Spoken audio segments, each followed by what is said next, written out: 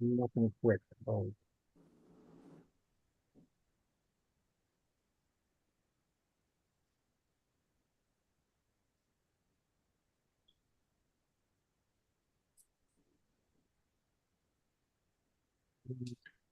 There's Deb, that's good.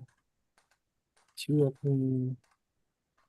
Deb, do you want to shoot Bob Galvin a quick text and just confirm that he has the appropriate He's gonna sign have a different on? one.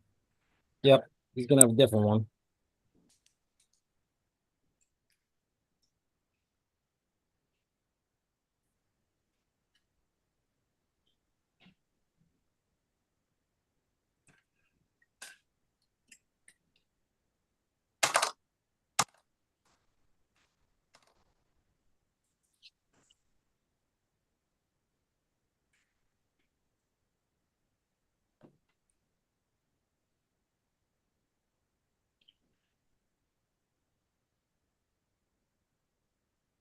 That,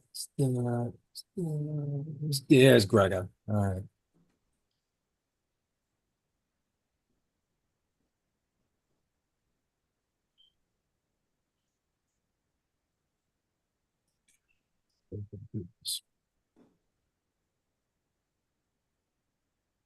And there's Bob Galvin. All right. So 7:33, we can start the meeting. And get everybody. All right, welcome everybody to the April 22nd, 2025 meeting of the Rockland Zoning Board of Appeals. All voting members and Mr. Galley are participating remotely. Again, that's Stephen Galley, Bob Baker Sr., Greg Tanzi, and myself, Rob Rosa. And as everybody saw at the beginning, and if you didn't already see, this meeting is being recorded and live streamed at this point. So at this time, I would entertain a motion to open the public hearing. Motion. Mr. Chairman, Yes. I just want to alert you that there are people trying to access your meeting that cannot because there were two different passcodes. On The advertised one that I pulled off the town website is the one that everybody's using to get in right now. Okay. That was the one that was advertised. Okay, but on that same sheet, there were two separate passcodes. And That I just see. to alert you.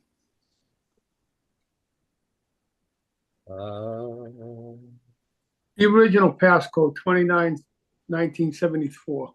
All right, I see it. I see where it is. It's the one down on the bottom, but the one in the full advertisement up top, that's the one that everybody's supposed to be using. Okay. That's the official one. So either way, we're ready to open up. So I got a motion. Did I have a second? Come on, guys, I need a second. Should be a voting member, right? I'll second it. Okay, that's fine. Thank you. All right. And technically, Steve, this is just to open the public hearing. So you could have seconded at this point. So I am going to open it up. All right. Now, roll call to the board. Mr. Galley, Yes. Mr. Baker Sr., Yes. Mr. Tanzi, Yes. myself is yes. All right, everything's open. Oh, let's see. We're gonna go 7:30 p.m. Shingle Mill LLC. Notice hereby given in accordance with Massachusetts General Law, Chapter 40B, Section 21. A virtual remote public hearing will be held by the Rockland Zoning Board of Appeals on Tuesday, April 22nd, 2025 at 7:30 p.m. on the request for modifications to modified comprehensive permit decision as referenced in Shingle Mill LLC, March 10th, 2025, request for an amendment to the comprehensive permit filed with the town clerk on September 11th, 2024, regarding the Colby Street sewer connection, the expanded parking area, and retaining wall. 0 Pond Street is located in the H1 Industrial Park Hotel District, Section 415-19 of the zoning bylaws, and is further identified as Lot 13, Map 9 on the Rockland Assessor's Maps. 152 Wilson Street is located in the R2 Residential Zoning District, Section 415-9 of the zoning bylaws, and is further identified as Lot 68, Map 10 on the Rockland Assessor's Map. 0 Colby Street is located in the R2 Residential Zoning District, Section 415-9 of the zoning bylaws, and is further identified as Lot 67, Map 10 on the Rockland Assessor's Map. The owner of the properties is Shingle Mill LLC, 4 First Street, Bridgewater, Massachusetts. Okay, so at this point, I am going to, let's see. Tanya, how you doing tonight, man? I am well, thank you, Mr. Chairman. Talk to us. I know where we left off the last time that we were talking about this. Can you refresh the memory of the board members and anybody that's talking about floppers? That guy should get listening? fined. They should fine his ass for the way he's always trying to. Hey, Bob, turn off your I phone. respect it. I respect Hold on a minute. what they're doing because they suck. I think The it's been, Knicks, they're slick, but they suck. So I already have. I know they won the. There. Did I take care of it? yes, thank you. Yes. Tanya, I'm sorry. Do you mind kind of just bringing us back in time a little bit? Absolutely. Thank you for the time tonight. So Shingle Mill is here before you today because of an issue that was recently raised by the town of Rockland's Conservation Commission. Specifically, the Conservation Commission indicated that portions of the project cannot proceed because the zoning board did not expressly grant in its modified decision a waiver from the 100-foot buffer protected resource area, which is a requirement under section 407-3 of the town's wetlands protection bylaw. Shingle Mill contends that this was an erroneous omission within the modified decision. And we came before you about a month ago to request the zoning board amend the modified decision to include a waiver from section 407-3 of the local wetlands protection bylaw so that certain project elements, which were agreed upon during the parties' mediation following our first appeal to the Housing Appeals Committee, could proceed. So those project elements included the Colby Street sewer connection, the proposed expanded parking area, and the retaining wall. In addition to that, I was remiss in mentioning the ramp that allows access from Cedar Street to the property, because when that was when the parking expansion was requested by the zoning board and integrated into the new plans, in order to be able to access the property, we needed to install a ramp in that area to be able to access from Cedar Street. So it was understood that these project elements would be located within 100 feet of a vernal pool depression and would require waivers from certain provisions of the wetlands protection bylaw in order for the project to proceed, including sections 407-3 and 407-5. However, the modified decision as written only includes a waiver from 407-5 of the Wetlands Protection Act. And that is with regard to the 25-foot no-touch zone. But the decision does not expressly include the waiver from section 407-3, which is the 100-foot no-touch zone. So to be clear, the substance of the board's decision will not change by granting a waiver from section 407-3 of the Wetlands Protection Bylaw. Tonight, I have Shingle Mill's engineer, Damian Dimitruk from Conoco, is on tonight. And I'd ask that he be allowed to share his screen to show the board the plans and outline the elements of the project that require the waiver from 407-3. So that everybody understands and is on the same page. Board members, are you okay with that? Damian, sharing the screen? Fine. Damian, floor is yours, sir. Thank you, sir. All righty, everybody let me know when they are looking at my screen. And share. Are we looking at my screen? I got it. Yes. Yes, we got the map. Awesome, wonderful.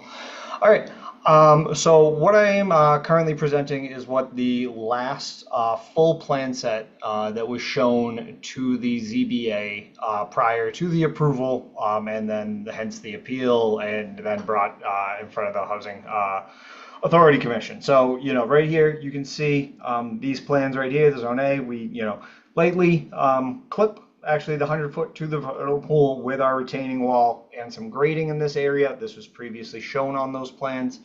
And our, current sewer design, let's see if I can skip to that sheet real quick. At that time, was going out through the Wilson Street exit. Again, as Tanya described, during the mediation and, during discussions, and also, prior to that, we had presented this plan showing the optional graphic of the sewer connection through Colby Street. Then, so, as Tanya continued during the mediation efforts, with the Housing Commission, we presented this graphic showing the additional parking area as requested by the ZBA during those to meet the 1.75 parking ratio. This graphic shows the impact in this area. Let's see if I can get a little highlighter going here of that extended area. Let's pick a better color than black. Within that zone, and that was discussed and presented during those times. It was determined that we would go forward with this design.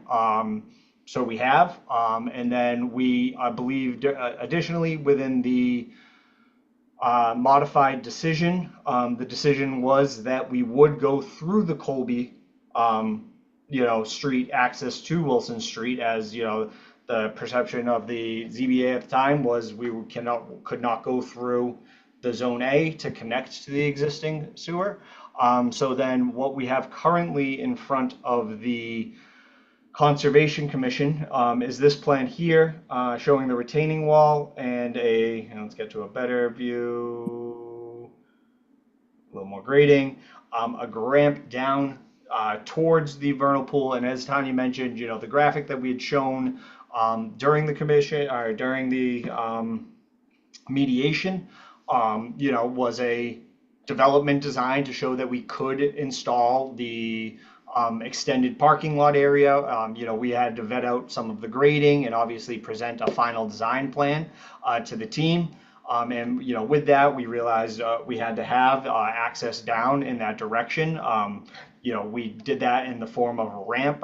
This would be necessary to, access the vernal pool, and Cedar Street as a, private way does have to have access through it.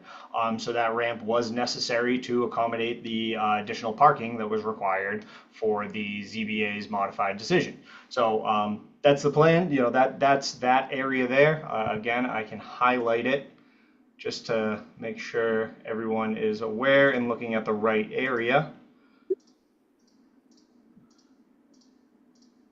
And again, this, had been presented at the time, and then in addition, the Colby Street sewer, which is the green highlight here, was also presented during those times, and actually prior to the mediation, as an understanding that was an optional route for our sewer system.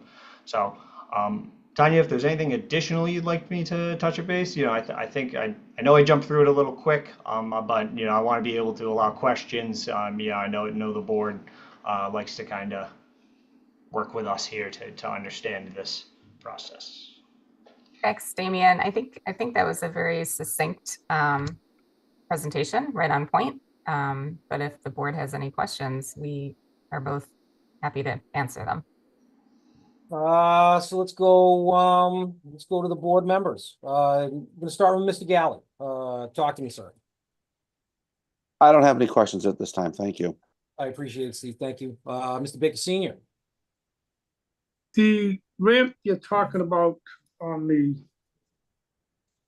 Cedar Street, is that a foot ramp or is that a vehicle ramp? It is designed to allow vehicular access. Again, we do not want to disturb that. I don't think there's any intent for any of our vehicles to do it, but it's per the need to not obstruct the access through Cedar Street. You know, we want to present something that can be, you know, shown there, as much as it is understood that there is a vernal pool and that there, you know, we cannot, you know, that there should not be any vehicles going down in that direction. You know, these are the regulations that we are working with, and we are trying to stay and keep our design within that. Well, in our decision, we said the only access to this property was from Pond Street. Now you're want to put in a ramp that potentially could have traffic on it. I mean, someone, This is it might drive down that ramp and end up in the vernal pool. So, through the chair, this ramp isn't access to by any vehicles, you know, that would be publicly there. You know, there will be guardrails, there will be, you know, measured gates, everything in there that will not have public access, you know, to that extent. The main access to the site is through Pond Street, but there has always additionally been the access through Wilson Street for emergency fire services. You know, the site can be traversed, you know, through many locations, but that doesn't mean that that is public access to any of those locations. This is, you know, per the regulations that which we're trying to meet the requirements of, you know, designs and codes within the, you know, it requires that. So this isn't access for the public like the public access on Pond Street, which gives the property, you know, the residents of the area access to the site, and or the Wilson Street access. You know, it's going to be grassed. It's going to be, you know, there's no gravel. It's not paved. It's just retaining walls in a bermed area, so that, you know, it's some, you know, emergency vehicle services or anything that would in any time, I guess, necessarily need to go back there, which I see no need for that to occur. You know, has that, you know, it has to be part of that construction. So how is it going to be blocked off? It will have a bar gate in front of it. Will it be locked? Yes, sir. Okay, you'll have to provide keys to all the water, sewer, fire, police. Yep, all the same people who have access to the emergency fire access gate through Wilson Street will have access to this gate. The parking lot on Wilson Street, does that only have access from Pond Street? The parking, the one that appears right here? Yes.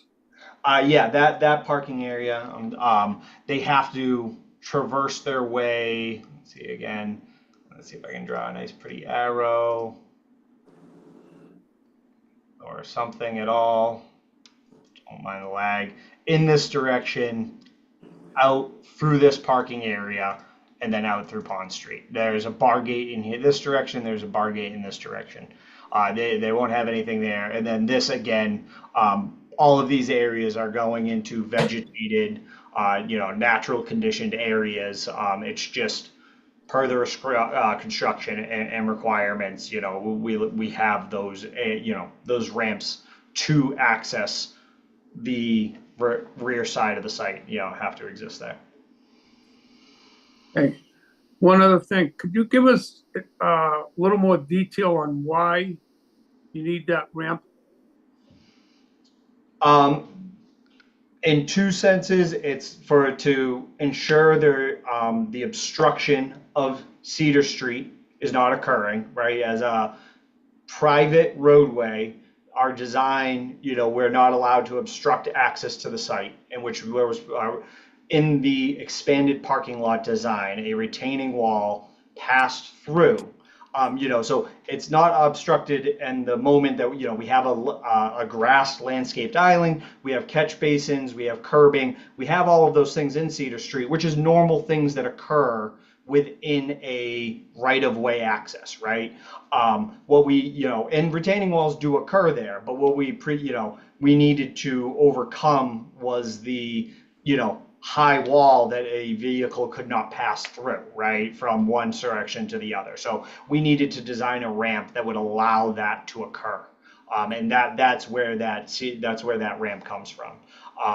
So it is now shown on the plans, and that's where that exists. The other portion of it, which, from an environmental standpoint, if things were to occur and, say there is a spill on Colby Street or something that discharges fluids or anything like that into the vernal pool, it is another location where maintenance and cleanup and can be done for the vernal pool. So it does add an additional benefit in that fact that we're giving, additional access to the vernal pool in the sense of, spills or some type of impediment to the vernal pool in that area. Okay, that's all I have now, Rob. Thank you. Thank you, Mr. Baker. Gregor? Tansy? Yeah, well, that ramp, it restricts the right of way on Cedar Street. Yeah, I mean, oftentimes roadways do, there is restrictions with curbings and other, barriers and stuff like that. There is access, the properties at which you can enter and access the side on both sides of the ramp are our own properties. They are not owned by someone else. And then the width of it, again, if needed to be widened, same thing with any roadway or right of way. Roads are widened, retaining walls are installed for those purposes. It's been my experience that Gregor, you can't have two things on at the same time. I don't. Okay, well, we're getting a lot of feedback. No, I've only got one computer on. That wasn't me, that was somebody else. But as I was saying, it's been my experience that restrictions and permanent structures within right of ways are really not permitted.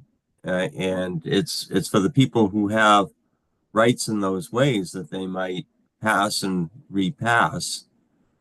And, I just see that as, a major restriction.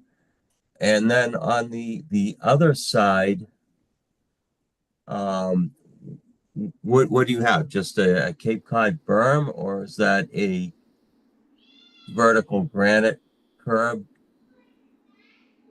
It would be Cape Cod berm, sir.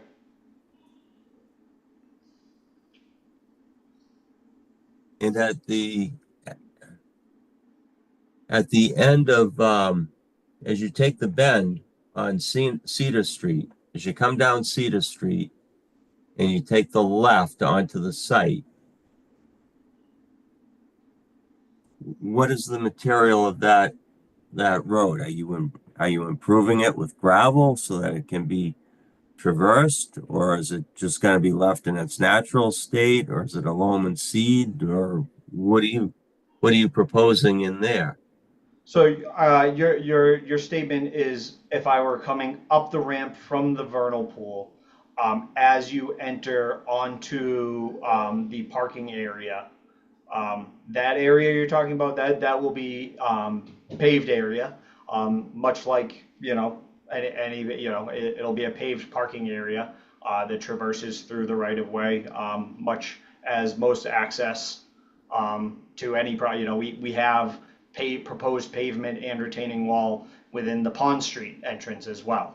Those are normal. There's existing retaining wall and pavement and proposed accesses within those right of ways as well.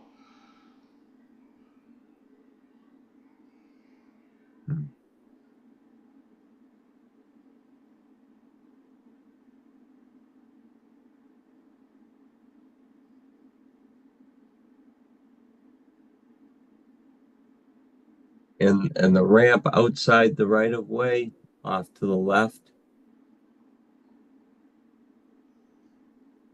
Looks like it says it's a 15% grade. Yep. And is that similar? Is that also gravel? So both of the ramps, their surface cover will be grassed. In a maintained mown grass. Off of the actual ramp is going into undisturbed areas in their entirety. We're not trying to disturb outside of that, but we're just trying to, again, there's a major difference between disturbing all of those areas down there, right? Creating a full access through Cedar Street, which we cannot because there's a vernal pool there, and just maintaining, for emergency services or any maintenance or anything that could occur, that there would be that scenario in which a specialty vehicle would need to access those areas with proper authorization.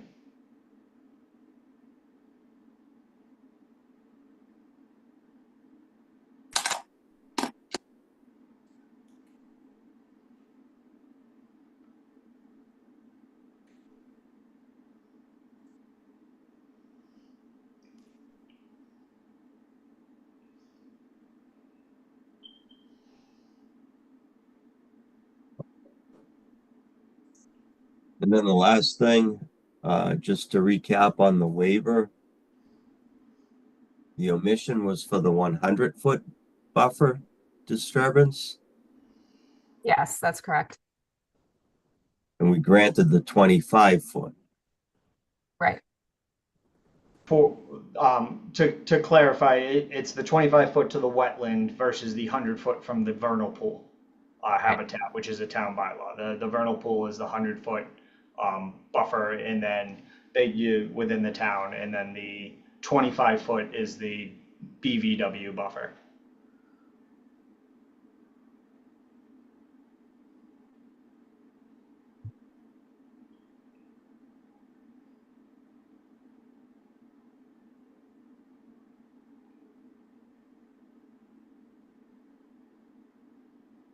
I don't have any other questions, Mr. Chairman. Thank you, Greg. Mr. Dimitrick, I have no questions at this time. Can I get, can I get you to pull the plan off the screen? Of course, sir. All right. Board members, did you get a copy of Pat Brennan's letter? Pat Brennan reviewed this,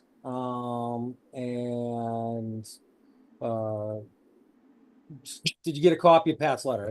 Deb did send that out, just making sure. Yeah. All right, so everybody read that?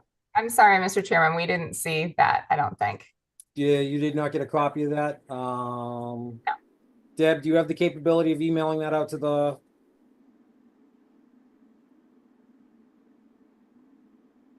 All right, so are you gonna do that now for them? Okay, so she's gonna email that out to you guys. If you want, I can put this up on the screen. Where am I sharing my screen? Right here. There we go. Share that screen, share. Can everybody see that? Yes. Yeah. Okay, I can read that real quick. Rockland zoning board of appeals, town offices, Shingle Mill, Chapter 40B, dear zoning board of appeals. This is to advise that we have reviewed the following plans related to the proposed Shingle Mill, Chapter 40B development off Pond Street, Shingle Mill Apartments comprehensive permit, 32 plans dated March 24th, 2025, prepared by Conoco. Since our last review of the board, letter dated July 25th, 2023. There have been some changes to the project as a result of conditions in the comp permit, as well as subsequent mediation between the ZBA and the applicant. Based on our review of the most recent plans, we are satisfied that the plans are in compliance with the comprehensive permit and the mediation between the ZBA and the applicant. The major changes to the plans include addition of 13 parking spaces along the east side of the driveway, the additional parking area on the 52 Wilson Street property. This parking area includes 42 parking spaces. Access to this parking area results in modifications to the parking area east of the bar building. That parking area had 69 parking spaces, and the modified parking area has 65 parking spaces. The addition of the parking spaces brings the total parking spaces to 299. From 299 to 349, with the ratio of 175, which we agreed on. 175 spaces per unit. We note that one parking space along the north side of the bar building was lost due to conversion to a van accessible handicap parking space. Give a call if you have any questions. So that takes care of that. Tanya, Mr. Dimitrick, you guys okay with this? Yes, thank Okay. you. That, so again, once the email goes through, you guys should have a copy of that. I'm going to go to Attorney Galvin, you in your car? I'm at my office now. Nice. You have anything to say at this point, sir?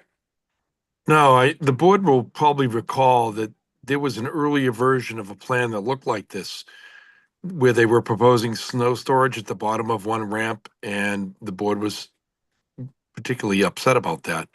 And we weren't going to allow any snow storage. This plan is basically the plan that we agreed that they could build because they needed some access down to wherever they were proposing their wells. And that was the purpose for the ramp. But we were very clear that we were not going to allow them to have snow storage down there because that would have an adverse impact on the wetland resource areas. Now, we definitely understood that depending on what ultimately happened, they may have to locate their sewer connection or something in this alternate location. And this plan, to me, looks like it was consistent with what we were shown as a possibility. So that was why I made the recommendation prior to the public meeting that occurred about a month ago that I thought it was an insubstantial change. Now, and that was my view at that particular time. The board felt differently. In my opinion, this hearing tonight really only concerns that plan that you got there. And I think you can decide that it is not a substantial change if it's essentially what you saw and approved before, or you could find that you were approving the change, and then this plan becomes that final plan for this project. I think the board is probably aware that there was an appeal filed to the Housing Appeals Committee, so this proceeding is running collaterally and alongside with a pending proceeding at the HAC. The HAC and it had a conference today. Attorney Trevison and myself participated in that conference, and they're kind of waiting to see what you all do tonight before proceeding to the next step. But the appeal that was filed, and I'm not saying anything that's not public record, was that your decision was that this was a substantial change was wrong, and they were asking the Housing Appeals Committee to order the change to be deemed to be an insubstantial change. And I think it is consistent with what we saw before. Maybe it has a few more details, but it is substantially consistent with what we saw and approved before. Now, they have other permitting to go through, and I assume that they're in the process of that. I haven't been paying all that close attention. If the other local land use board, the Conservation Commission, wants my opinion, I'm sure they'll contact me and ask me. But the waiver that they're asking for tonight, in my opinion, is consistent with the approved plan that you all previously approved. That doesn't mean that the Conservation Commission has to approve this under the state act. They're free to do what they want under the act, and there's an appellate process to the DEP if the applicant or developer is not satisfied with that process, and I'm sure they'll avail themselves of this. I'd be extremely concerned if they were actually trying to locate within the boundaries of a vernal pool. My understanding is that there is some intrusion in that area, and I thought it was encased in concrete, and they'll have to replicate it pursuant to our standards, or the standards that we retained for them.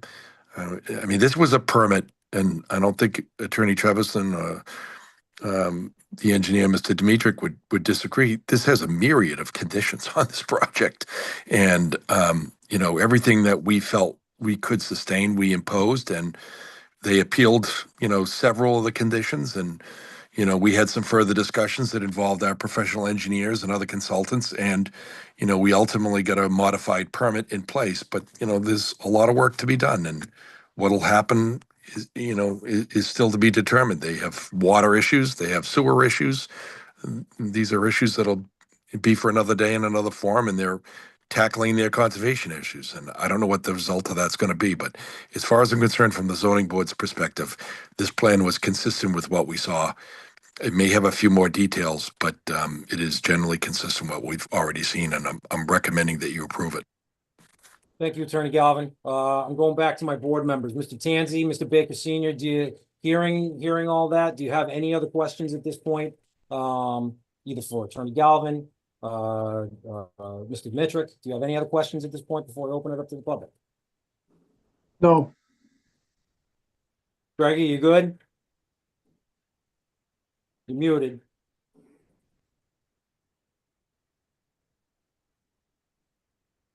Yeah, I'm good, but I'd like to see the right of way be left unrestricted. The retaining walls at the right of way lines, so widen the ramp just so that we don't have a restricted or inhibited course of travel through that right of way. So what do you say? So what do you want to happen? The ramp to be widened to the width of the right of way, so that the right of way is not restricted by retaining walls and the retaining wall on the ramp. So you want people to be able to drive down there. Well, the purpose of it is to allow access rights to people who have rights to that right of way. And it's my understanding that the access to it is so that they can access their wells and whatnot. If they have to get equipment down there. No, that was the other one. The ramp off to the Yeah, that's the off other to the one. left. Yeah. Well, I mean, they could use either one. I mean, they're close enough together. Yeah, but why would you use the one that's going directly into the vernal pool? And why do we? So, well, why do you have a ramp there at all? It's because of the right of way. You can't inhibit the right of way, but the ramp's width is inadequate because you're constricting that right of way. All I'm saying is get the retaining walls out of the right of way. Get the retaining walls out of the right of way? Well, yeah, they've got the retaining wall on the ramp. Mm-hmm. Because I mean, it goes up at a 15% grade.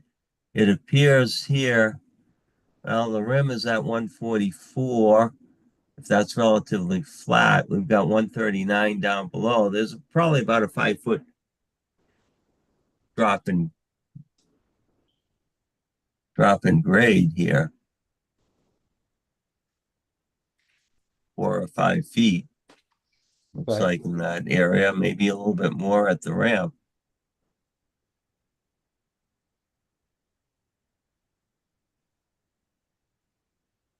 But if you're not trying to allow vehicular access, then why wouldn't you leave the ramp the way that it is?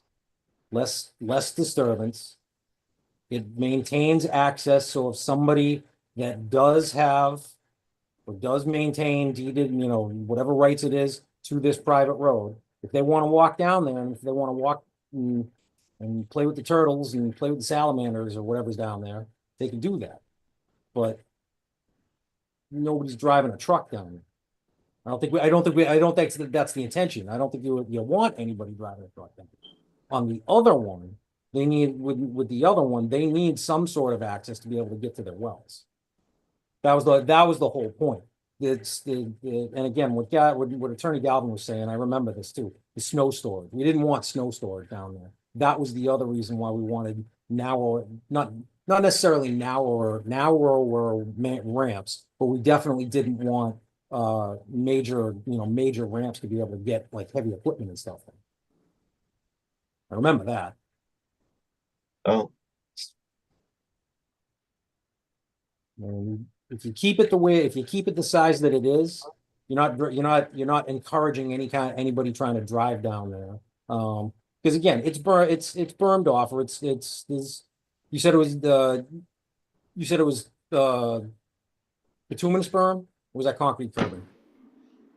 Cape Cod. It was Cape Cod. All right, so Yeah.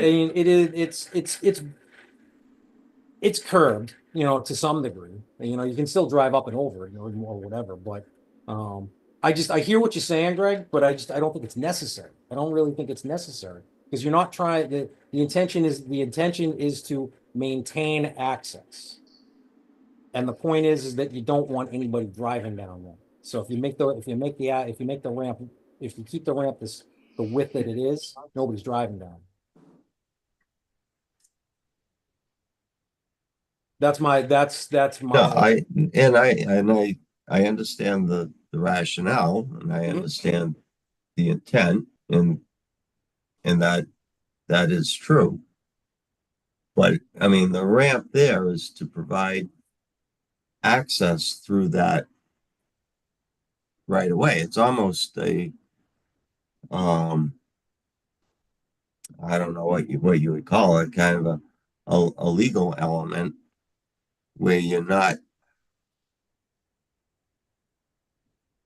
damming off the right of way of a paper street. But you're not fully. I mean, but you are restricting it.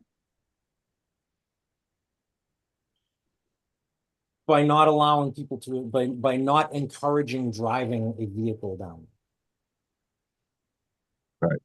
I'm assuming that if people wanted to walk down there, I don't think anybody would have a problem with that. I don't think I think that's kind of where they're going. Right.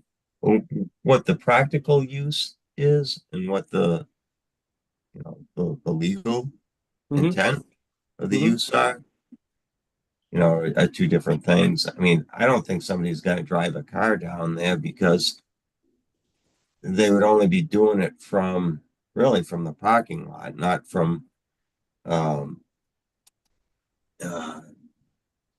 Cedar Street. They wind up in a wetland. So why even think about allowing them the ability to even think about doing it? I hear what you're saying, Greg, believe me, I hear what you're saying. Just from the legal standpoint of not That's not within our purview. That's a legal point that only an attorney can make at this point. And again, we're allowing them to do the parking lot. All right, we're allowing them to do the parking lot. We've already allowed them. We've already given them permission to do the parking lot.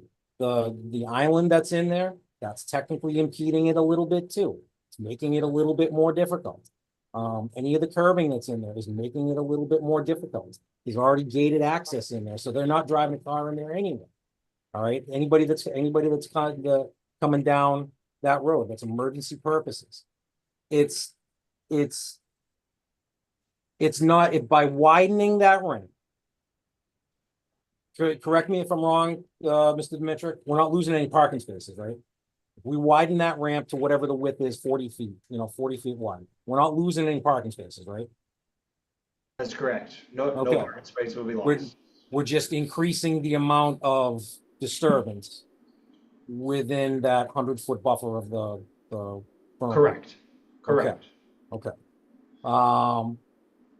Attorney Galvin, do you have anything to say at this point about this access thing that we're talking about? No, I mean, when we see plans as a board, they're not final plans at this stage. They're conceptual plans, and some details will change. And that, we rely on Pat to tell us if there's anything that's a significant change. And I don't believe he found that there was anything that was materially different. No, he did not. But again, Mr. Tanzi's raising the issue of the private road and other people's rights within the private road. And at this point, my thought is that it's not up to us. That's not within our purview at this point. Well, we can't adjudicate who's got what rights. That's my point. So I understand where Greg's coming from. And typically I'd say, yeah, and you don't Well, look want at it. I mean, if somebody has legal rights that are infringed on that are beyond the scope of our authority, they have rights to, deal with those issues. exactly. That's why I look at it, and Greg, no offense, man, I think that's going too far. I don't think Well, if we weigh in on a legal rights issue, whether somebody's got rights here that, this applicant thinks, that they have, that they don't have. I mean, again, we're not a court that decides what people's legal rights are in terms of private property interests or things like that. We rely upon, the deeds and the purchase and sale agreements that are provided, and say if this person acquires it, they'll have to resolve these issues. And if they've got a legal issue that has nothing to do with whether a comprehensive permit issue gets issued, that's an issue that they'll have to solve separately. Okay. All right. Enough. Greg, can we go past this? Can we go past that now? Are you good for right now? Yeah, yeah. Okay. Bob, you raising your hand again? Yes. Could we request them to put no motorized vehicles allowed for emergency purposes only? There. Like a sign or something like that? Yeah, a sign, that I'm just afraid that the kids in the neighborhood may see a way to access their quads and dirt bikes and stuff. Tanya, would you have a problem with that? I apologize, Attorney Trevisan. I'm sorry, I apologize. So if the developer needs to access it to get to the wells, yeah, they would need to use equipment. Emergency. There's I think what Bob's talking about is this specific one that's aiming at the vernal pool. The other one, the intention was so that for the developer to be able to gain access to the wells. The one that's aiming towards the vernal pool, different story. Okay, so Damien, is there any reason that we would need to access that with a motorized vehicle? No, not from an engineering standpoint or anything emergency service. It goes directly into a vernal pool. It would be to, I guess, maintain over the vernal pool if there was a cleanup or spill or something that occurred on anything that surrounded and drained to the vernal pool. It does provide access, as I had stated before. I don't think Rick would be opposed to putting a authorized vehicles only parking sign on the bar gate to, further prevent unauthorized access. To keep that mentality going. Can you put them on both? Can you put them on both gates? I think the expectation was it was on most of all of the gates anyway. That's all. Thank you. That work? Okay. Yes, please. All right. So we've covered all that. So now I will open this up to the public. I am going to ask that let's not beat a dead horse. I know everybody wants to talk about the environmental concerns, the flood, the extra flooding, I guess, that's on Ms. Kwan's property. If somebody would like to be a spokesperson, that would kind of be the best way to handle it. But either way, I'm opening this up to the general public. Is there anybody that wants to speak, either opposed or either in favor or opposed to this project or this modification? Yes. There we go, Mary. Okay, I want to know, are you planning on driving down Cedar Street? Driving south on it for authorized vehicles to get to those wells? Through the chair, we don't plan on anybody driving down Cedar Street, as previously stated. There should be zero traffic in that direction unless for environmental cleanup. The other ramp towards the wells may have occasional maintenance in that direction for the wells and vehicles through existing pathways. Because the vernal pool is right there, so I can't see how you can even avoid it. What there's two ramps, Mary. I know. So the one towards the vernal pool will not be used for vehicle access. And there'll be no, well, the other issue is you talk about if there's ever a spill. That wetland is attached to our municipal drinking water supply. So it would be nice that we have access to clean up a spill that were to come off of Colby Street or anything in that direction. Having an additional access will make it easier for us to clean that and prevent that from getting into your water supply. But that's my point. If you're coming off of Colby Street, that's the issue. Coming off in both directions, Mary. So you're coming Colby off Street currently has access to the vernal pool, and we are now providing additional access to the vernal pool from our property. from Colby Street. From our property. No, from Colby Street. Colby where Street Cedar already Street has it. is, and the vernal pool is right there. Yes, correct. Okay. So my question is the fact that I don't see the ZBA being even able to give you permission to do that in terms of environmental point of view, because they don't do environmental. Mary, where you at with, I don't understand the comment. You're not authorized to allow access through environmental issues, vernal pools, so on and so forth, wetlands. Through the 40. That would be DEP and Concom. Through the 40B process, we are. When it comes to the local bylaw and the local bylaw only. I've heard that they can't skirt environmental issues. I'm not saying that they can't. But the environmental issues that you're talking about are strictly a state, they're strictly a state aspect. Right. We are only looking at the local bylaw and the local bylaw only. But then there's the state issue. That's the Conservation Commission for the town of Rockland. They are the liaison to the DEP. Right. So why are they, so you're not saying anything on that issue, you're just doing the ramps. Just that all we're dealing with is the local bylaw and the local bylaw only. Conservation has what they have to deal with the state regs. So this is what it comes down to. We can approve this through the local bylaw and the local bylaw only. We've already technically done that. So what's happening at this point is it's a house cleaning aspect, because we've already approved this design when it comes to the sewer. So it's a house cleaning aspect. We are talking about adding this new little ramp in there, which I still don't see as a big problem, but it is a change. So we're talking about that. But in the grand scheme of things, we've already approved this. It's just in the overall, there were three little things that came up through the mediation that didn't make it into that didn't fully make it into the modified decision. We've already approved the design. So by approving the design, we've already given them this waiver. We just need to put it in writing. Now, since they're in front of conservation right now, if conservation through the state aspect wants to deny this, has nothing to do with us. Has absolutely nothing to do with us. That's a conservation commission and a conservation commission deal only.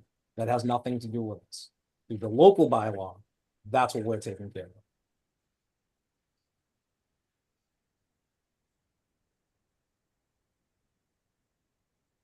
So conservation can deny him.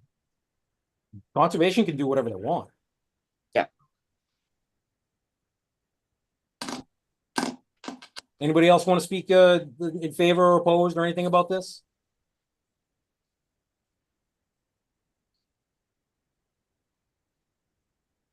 Hearing none, I'm going to, if she wants to talk, I'd like to address Kim Kwan.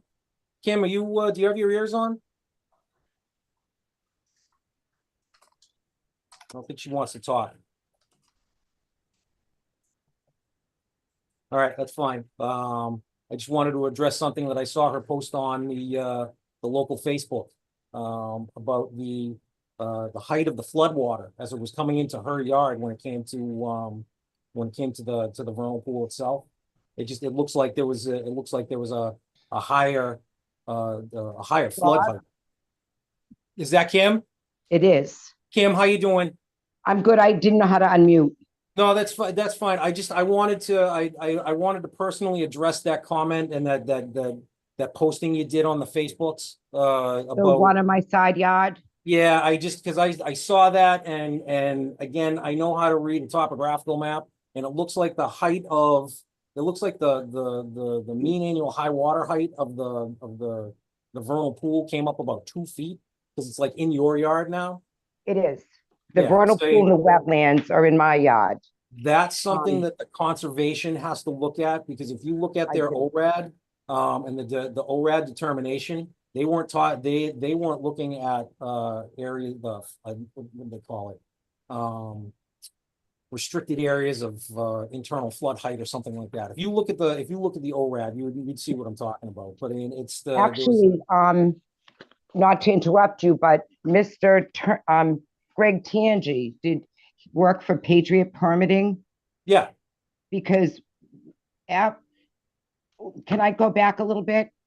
So you do whatever you need to, ma'am. I wanted to make sure that, again, there's a lot to talk about here, but I know that you've been very vocal about this, and I saw your posting on the Facebook, and it got some people thinking. So I just want to make sure you were heard. Okay, thank you. So not only is the wetlands in the vernal pool come to my side yard, I also have a problem that I went to the town with, and you were one of them in 2013 when Fulton filled in a storm drain in my backyard. And we had gone to the sewer department. We went to the building department. We went to the building department, Tom Roble, John Lucas, Rob Rosa, Wheatley, Conservation, Doug Lemmy, sewer department, John and Andy on conservation. So at that point, Mr. Fulton filled in a storm drain in my backyard and it flooded. We went to you and everybody else, and you sent me a letter saying to go to conservation then. So that was a problem in 2013. Okay. That was around the time that Mr. Capriata was going to put in a grocery store. So then I got a call from FEMA saying that I was in a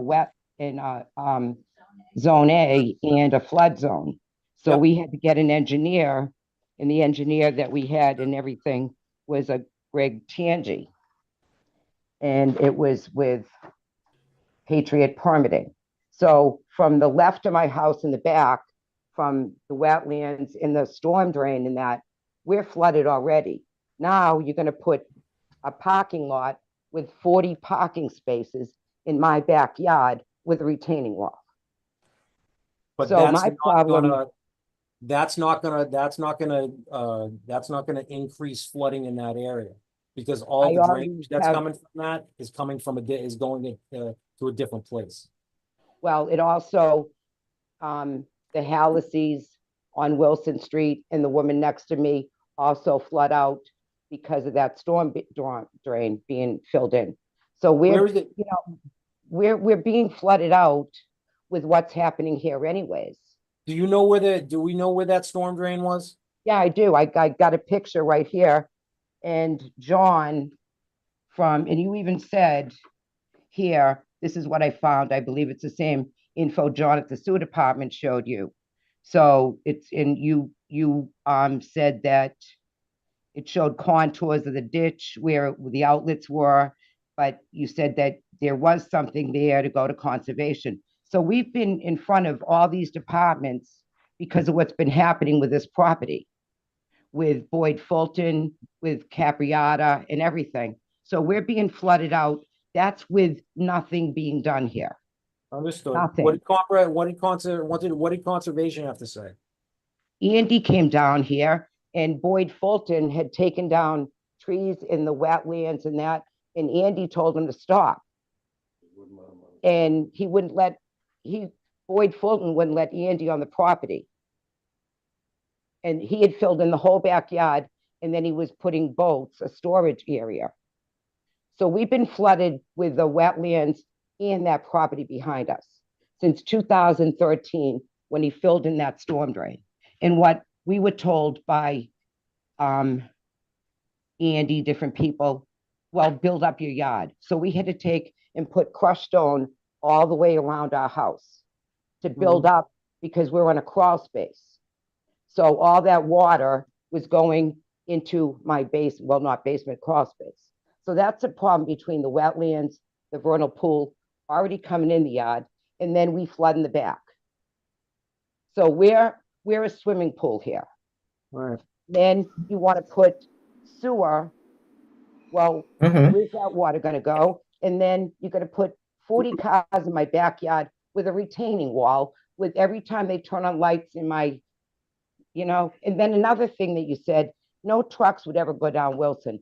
How do you think they're going to build the road from Pond Street? You said the last meeting there was going to be 280 to 300 trucks coming down Wilson Street to build the road from Pond Street. So that's something. How can you even do that? No. There is no construction traffic allowed on Wilson Street. Then one question, then how can you build a road from Pond Street in and not you got to put trucks on Pond Street? What do you mean? How do you build the road to get into that development? They've technically already have a road in there. It's just not up to, it's not road Right. stand. It's know. not like a roadway. It's a dirt path that goes into I know what it is. I've lived here for 50 years. I know what it is. Right, so you're they're going to build that road. The trucks are going to park on Pond Street and then come in and build the road from Pond Street in. What do you mean, what trucks? With the dirt to build a road to get in there. Right, they have to go. You said it at the last meeting. Right, they have to go. They have to build that road first. They cannot come down Wilson Street. Which goes down Wilson Street. No, they cannot come down Wilson Street to do it. Well, it's a condition we put on it. Yeah, it's a condition that we've already put on that we've already put on. And that's what you said the last meeting. So my problem, the reason I did post that was because the water, because that's what's happening. It's a true picture. That's without specifically knowing what drain you're talking about. This sounds familiar, but I don't know where it is, and I don't know. I have the map I could send to you. Well, at this point, it's a little late. We can look. If you wanted to send it to the zoning department, maybe we can take a look at it later. But at this point, it's too late to look at it. But if you wanted to email the zoning department on a different matter, we can look at that. Okay. Does anybody else want to speak either in favor or opposed? There we go. Hearing none. I'm going to go back to the board. Board, have anything to talk? Anything to say? Questions to ask? Nope. Greg? No, I'll take that as a nope. Mr. Galley, you still good?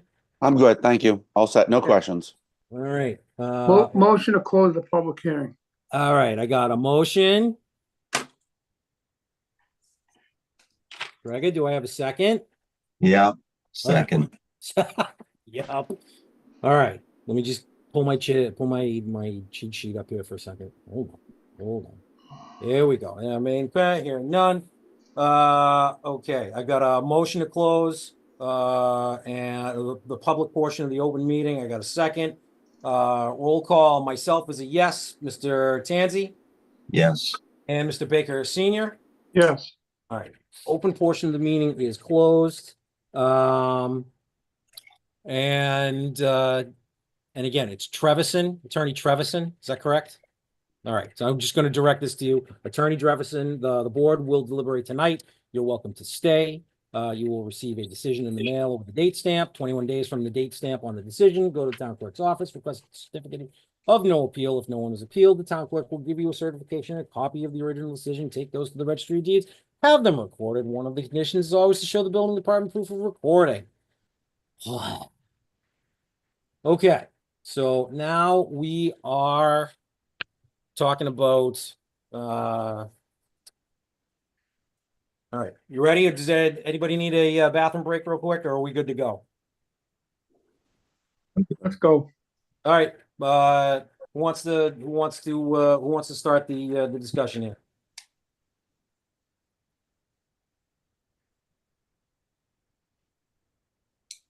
The town council recommended that it was a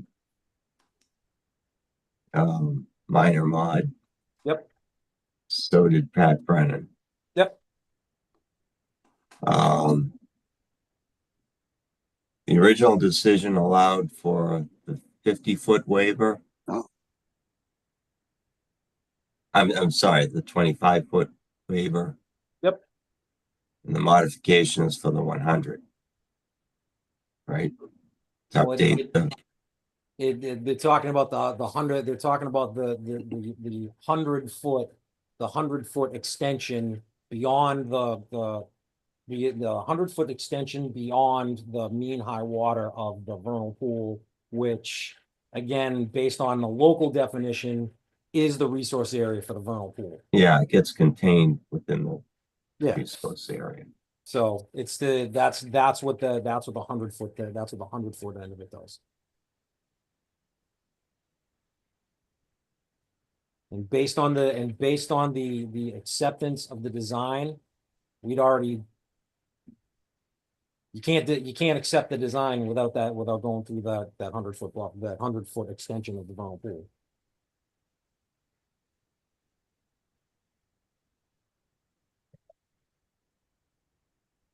Well, the sewer line is not through the wetland that they're proposing. Right. It's through the 100-foot beyond the mean high water mark, which in turn is also roughly the same 100-foot buffer off the wetland because it's mostly Right. contained within that isolated wetland. So call it 100 feet off the wetland, going through the resource area of the. It's just it gets. Yeah, it's right. It's tantamount to the BVW.